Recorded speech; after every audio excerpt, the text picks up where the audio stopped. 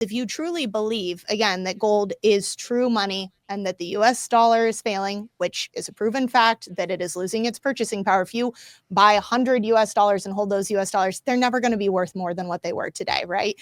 But gold will be worth more. Dollar collapse, the collapse of the dollar, which again, I think there's a lot of misunderstanding around that it's this event that the United States is going to default tomorrow and the dollar is going to collapse. And anyone who says that is alarmist and extremist.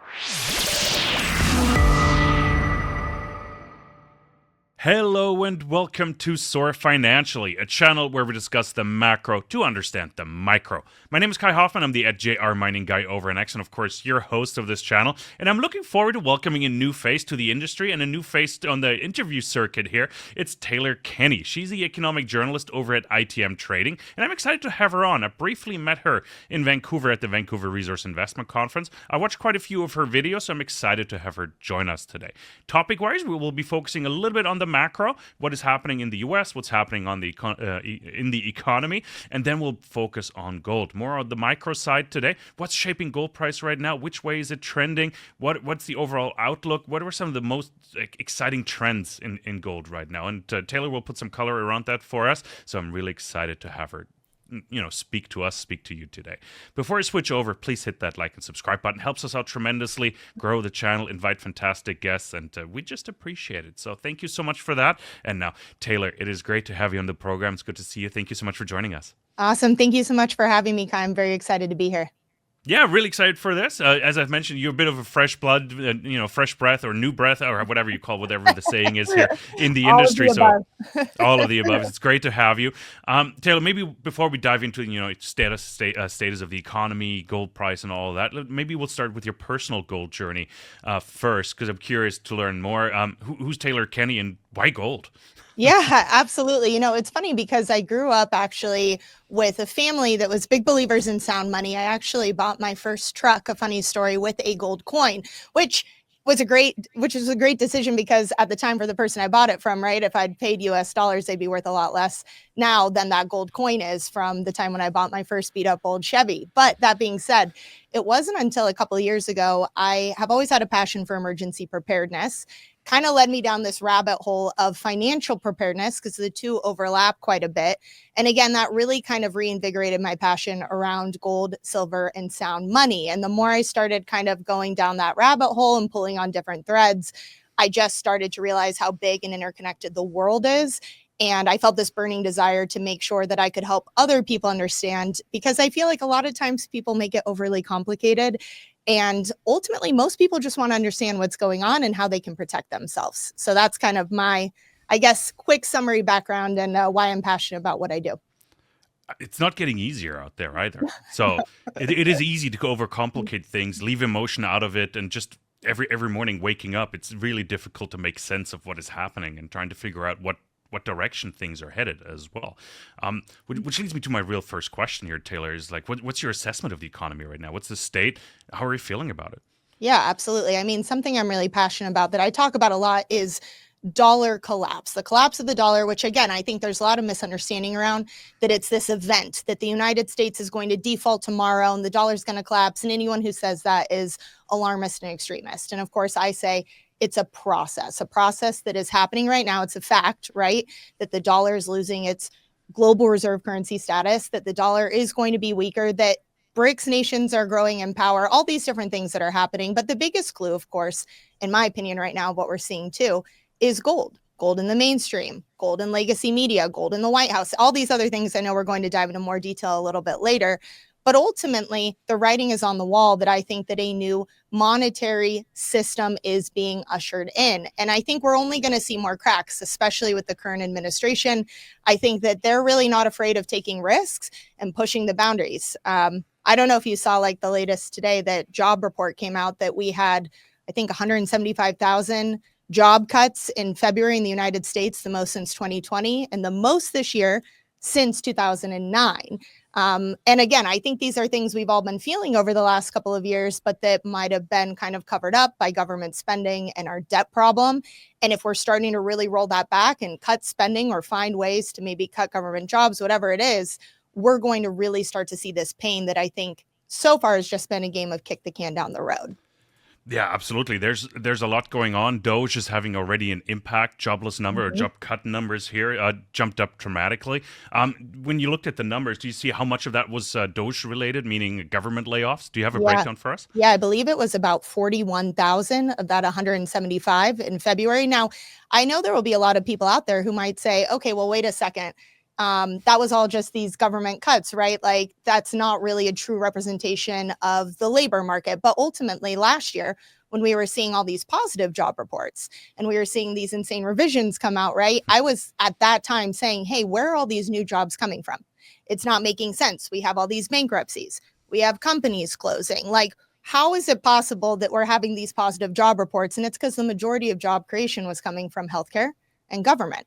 And I think it's easy to say now, some people on one side might say, well, hey, like all these jobs that are being cut, we need them. And maybe we do. I'm not saying we need to go in there and just cut every single job by any means. I'm not trying to be extremist, but I am saying there was a reason that all these jobs got added before. Maybe it was because we wanted the numbers to look a little bit better in the past. I don't know. Did we really need them all?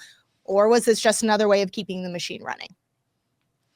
Yeah, no, your guess is as good as mine, to be honest, and it's up for others to decide who we need and who we don't. But even if I take the 41,000 out of the equation, that's Mm-hmm. the job cuts are still massively higher than the average that we've seen over recent months here. It definitely paints a picture or points in the direction that the underlying economy is struggling. Mm-hmm. Massively, and we're seeing that in the stock market the last few days here, underlining that scenario. What do you look for when you wake up in the morning? What's the first thing you look at, Taylor? Well, I know we've talked about this before, that it's kind of like everything is so interconnected in today's world. There's a lot to look at. So, of course, I look at what's going on in the stock market. I look at gold. I look at everything that's really happening. I look at news because, again, too, I think more today than ever, if you look at the macroeconomic picture, right, everything is so interconnected. If there's a new threat of tariffs, we're going to see a movement in the stock market. We're going to see a movement in gold, which is exactly what we're seeing right now. So, any kind of announcement, we live in an era where just a tweet can change everything. And I think, again, it goes to speak towards the fact that we have extreme volatility. And I know that's a word that's been used so much, sometimes it loses its impact, but I think we can expect to see more volatility, not less, which just goes to show how weak the foundation really is. Yeah, it is definitely crumbling, and let's talk dollar. Like Yeah. you touched on the dollar collapse is one of your main themes, Mm-hmm. and I really want to talk about timing of it. And Yeah. since the 70s, the dollar has been collapsing. Like we lost, what is it, 95, 96% purchasing power, probably even more right now.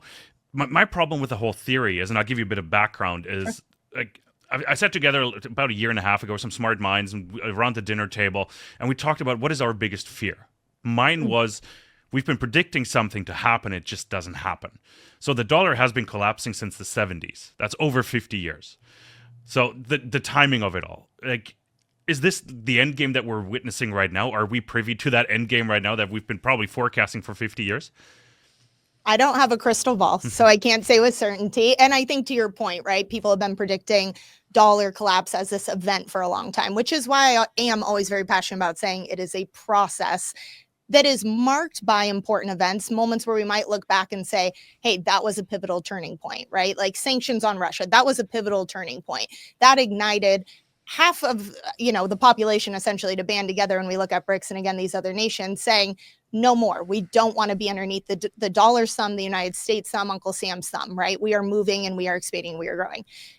Back at the VRIC conference actually in January, it was on President Trump's inauguration day, I had a discussion about if BRICS would be stopped or slowed, which ties back into dollar collapse. At that time, I said, absolutely not, right? This is something that's going to continue to accelerate. We just might hear less of it in the news, which is what I think is happening.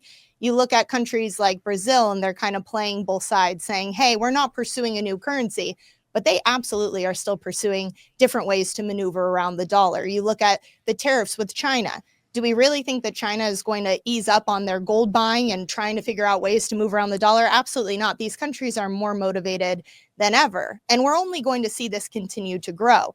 If you look at Brazil this year, actually, they're going to be hosting this year's BRICS Summit, and they've invited Mexico, a country that right now maybe we're not as friendly with as usual, right? So we know that we have this huge group of countries that are actively working on moving away from dollar dominance. That's going to have a massive effect. And then on top of that, you talked about the 70s to now. people say, okay, well, the United States has always had a ton of debt, right? We've been screaming about debt forever. What makes now different? Well, what makes now different is that we're paying over $1 trillion annually just on interest on that debt, right? It does reach a breaking point. Now, I'm not saying that breaking point is tomorrow, but I'm saying when you have one fire, you can kind of put it out. When you have 20 fires, it's going to take a lot more water. And I just don't know if we have the resources right now to really stay afloat with what's going on. You've raised some excellent points there, Taylor. Absolutely. It feels like Ernest Hemingway saying little by little and all at once. I know Andy Schectman uses that term a lot I love as that. well. Yes. But it's true. Like when I started the podcast about three and a half years ago, the pace was already fast. Like it was brisk. There was lots going on. It feels like it's completely accelerated over the last 6 months with the change in the White House and very many like other factors, BRICS, de-dollarization, now war in the Ukraine being resolved. Europe is waking up, or apparently waking up. We'll have to find out about that. But it is so fast paced, and it's difficult to keep up. I mentioned that to you before. It is really difficult to keep up. Every morning I wake up, there's a new scenario. It feels like there's a black swan hitting us every single day. Is that something you see as well? Is like, you're, like I've been doing this for 3.5 years. Like it's ridiculous to keep up. Like I need a whole staff sometimes and to figure that out. Absolutely. I couldn't agree more. And there are people who have been doing this a lot longer than I am, and they'll pull up all the numbers, all the charts, all the facts. Not that I don't dig into that too, but the simplest way I explain to people is I just ask them, do you feel it? Which again might sound kind of funny when we're talking about finances and numbers and dollars, but like I just say, can you feel it accelerating? And the answer is yes, right?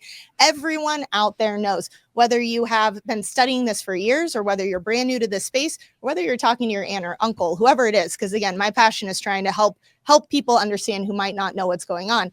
And they say, yes, they can feel it. They just don't know what's going on, but they know things aren't good. And that's that acceleration. That's the simplest way I always explain it. Yeah, no, it makes absolute sense. It's way too much almost to keep up, and I have to admit, ChatGPT is a good help. Just helping me summarize things. It's really staying on top of it. It wouldn't be possible watching all these videos and context. It's insane. Big help, AI here, which is probably helping accelerate things. I'm not saying like productivity is a big topic that we discuss here on this channel. It is making me more productive, so it is an interesting topic. And I don't know, since I raised AI, let's side note, like sure. what are your thoughts on AI? Is that the savior the U.S. makes it out to be? I think that it's revolutionary. Do I think it's the savior the U.S. makes it out to be? Not necessarily, right? I think that right now there's still so much we don't know. And I just think that we're in a technological arms race. And I don't know if we're going to be the ones who come out the winner. That's how I kind of look at it. I think that's been proven really over the last couple months, too. We're putting so much funding into AI as our savior, but we don't even know yet if we're going to be the ones winning the race, right? There's so much happening in the dark of night that we don't know. We're talking internationally, we're talking other countries, we're talking advancements, and ultimately it's going to be interesting how it shakes out, but we're already seeing this kind of overvaluation play out. The same way, if you look at the dot-com bubble, right? It's not to say the internet didn't revolutionize everything. Obviously it did. It changed everything, but there's a lot of overvaluation happening at that time because people didn't understand how to value it. It was new. And I think that's exactly what's happening with AI right now. Yeah, it seems like the U.S., especially the new administration, is putting a lot of emphasis on AI, and it seems like they want to be the front runner. And right now, I see the U.S. definitely in the lead. Others are catching up. We've seen DeepSeek come out. It seems like the infrastructure, the investments in the infrastructure, seem to be that lifeline to the industry. And we've had that conversation. Debt to GDP ratio. You can't really change anything about the debt. Only thing you can do is delete it. So you got to focus on the GDP part, meaning you have to grow it. And how do you do it? Productivity increase. And I think that's where my question is coming from. Is that even possible? Do you even see a pathway for productivity to increase in a meaningful way that it could, I wouldn't say even balance, that's too strong of a word here, but reduce the debt to GDP level? There's always hope. I think anyone who says there isn't, that's not a way to live, right? Do I think it's a high probability? Sitting here today, I'm not confident, but that's not to say that couldn't change, right? That's my honest answer. If we look at GDP too right now, I know like the Atlanta Fed came out and revised their predictions down from, I think it was a positive 3.9 to what is it now? Correct me if I'm wrong. I think it was negative 3.6 or something growth for Q1 of 2025.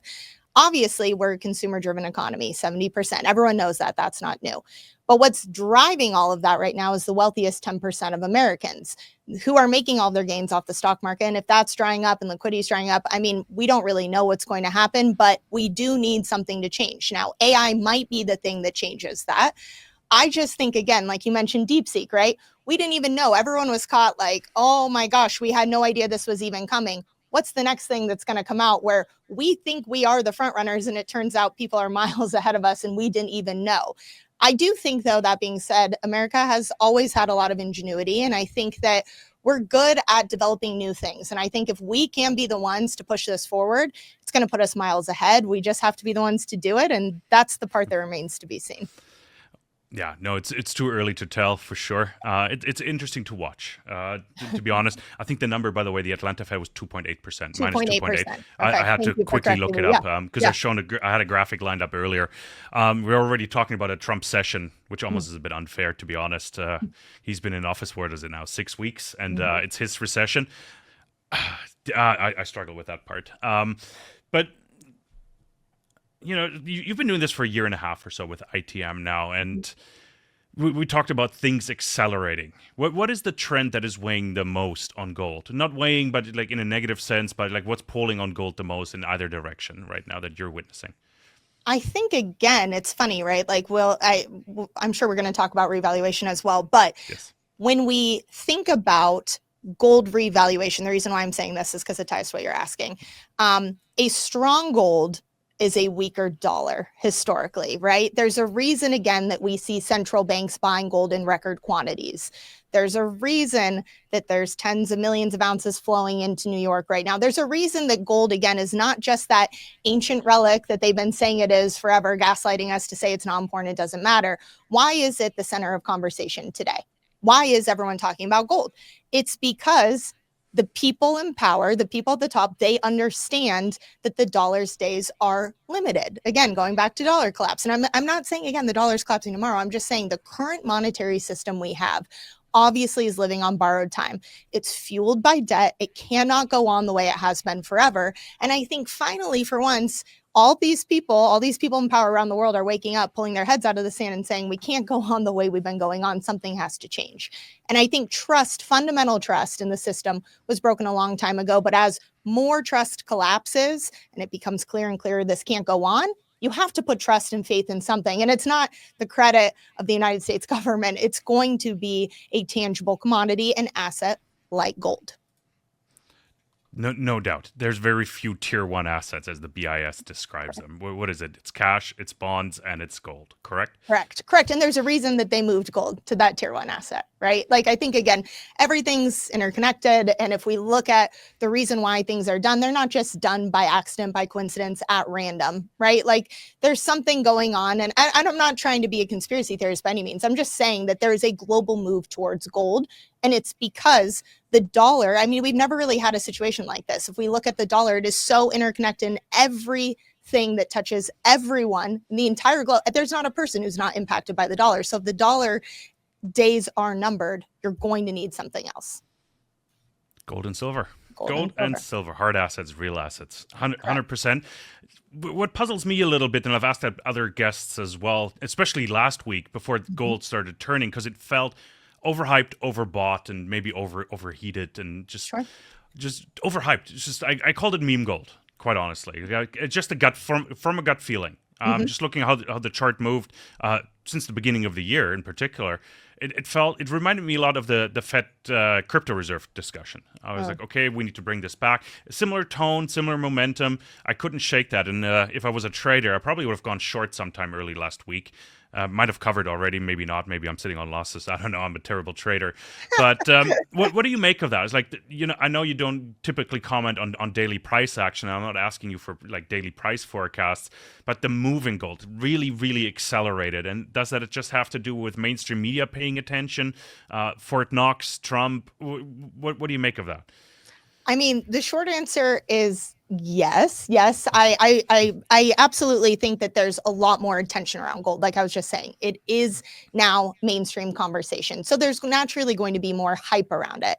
That being said, if I look at the fundamental value of gold as true money, it in my opinion, it is much higher than the spot price, right? So if I see gold going up, I'm not looking at it and saying it's overvalued, right? No matter what gold's price is today, whether it's 2,900 or 3,900 or 10,000, in my opinion, gold is undervalued. So for me, I'm not really in the process or the habit of speculating or kind of, if I see gold's going up or down, it doesn't matter to me because I would have bought gold a year ago, I'll buy gold today, and I'll buy gold a year from now, right? Expensive or cheap is all relative. And I think, you know what, if you look at January 1st, 2024, gold's gone up 50% since then. There's a reason why, again, and I don't think it's just hype and speculation. Whereas talking about the US crypto reserve, I actually think that that is something that's very interesting that's been going on. It's different in my opinion because I think there's a lot more potential for manipulation there. Whereas gold, yeah, maybe there's some extra hype around it right now. But I also do think there are real fundamental reasons why we're seeing it go up the way it is. You touch on the revaluation of gold, which could be another one of those fundamental reasons. We don't know how much hype it is, how much truth there is to potential revaluation. Scott Bessent recently said he won't touch that part. But if he talks about activating the assets on the balance sheet, he doesn't have many options left unless he starts selling Nevada or so, or a lot of like public land.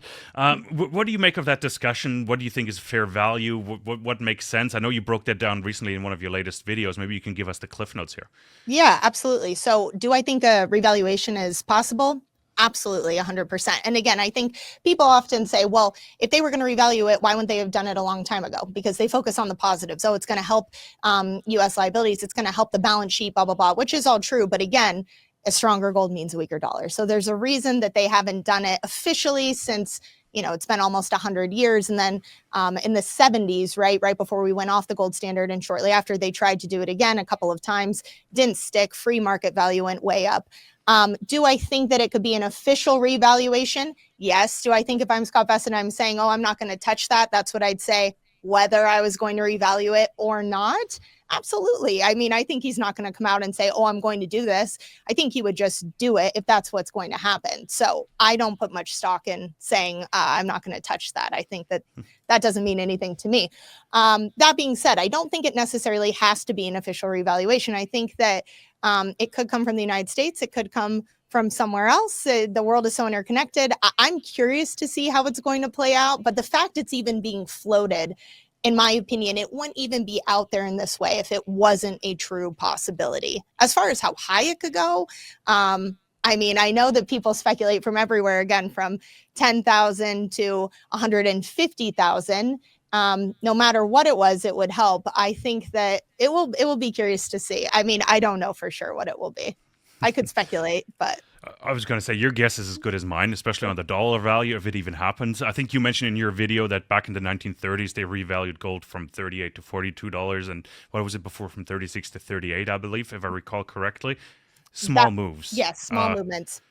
If we wanted to equate the dollar value or the gold value to the debt on the books, it would have to be closer to 100,000. I didn't do the math. I'm just quoting in like top of my head here. 140 something thousand, I believe. Like, yeah, it's actually much higher. It depends on what you want to throw in there. It's like in terms of it's a ridiculous number. It's definitely 6 digits, and it's not the $2 move. It's more of a 138,900 and whatever move. Correct. So, correct. Very, very different. You keep saying strong gold, weaker dollar. Yes. That's a topic that I'm being stuck with lately. It's okay. It seems like Trump and Bessent, they want the dollar to stay the world reserve currency, but it seems like they're trying to weaken it at the same time. So the question in that regard is like, what does that have to do with the gold price? It's a really complex topic that I'm trying to wrap my head around, and I'm trying to break down a little bit, because gold broke out. So we're at 29.50. It broke the cartel, as Gary Savage said, and they couldn't control it anymore. Mm-hmm. Dollar is still hanging in there. It's still the reserve currency, but at 3,000 gold, it's losing that aspect a little bit. There's other alternatives present now. What do you make of that? It seems like they're trying to have cake and eat it too. if that Yeah, makes sense. absolutely. It's interesting because President Trump has been very outspoken actually about supporting a weaker dollar. That's something that he's been vocal and said point blank. He said that he thinks the dollar is too strong. So I think that it makes sense that we see that gold is rising, that he's calling for an audit of Fort Knox and all these things about gold, while at the same time, he's on Truth Social firing off tweets saying, I want to make a US crypto reserve and do this and that, because I think, again, he understands that if there are other options, if these other things are strong, then the dollar doesn't look as strong at the same time. Now, he also, though, is the one who's saying anyone who moves away from the dollar, right, any BRICS nation, 100% tariffs across the board. I think that what he's trying to do is, he's always kind of done this, right? Poke in a lot of different areas, throw a lot of things out there, kind of see what sticks, kind of see what works, pull one lever and see what happens over there, pull one over here and see what happens over there.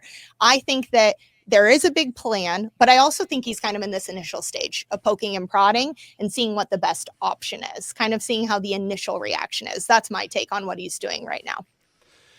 Yeah, he's trying to shake the tree and see what comes out. Quite honestly, see what the reaction is globally.